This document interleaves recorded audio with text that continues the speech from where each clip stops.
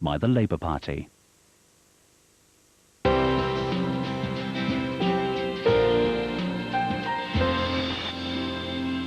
Now at 6:30, the main ITV evening news, presented by Mary Nightingale and Mark Austin.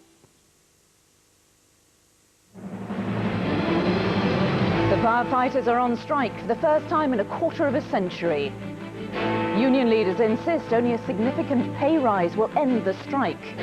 The Green Goddesses are on standby, but is the army ready? And opening Parliament, the Queen reveals the government's plans for the nation.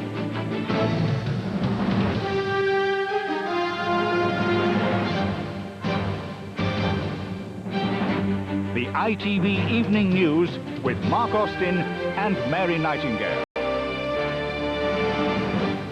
Good evening. Welcome to a special edition of the ITV Evening News.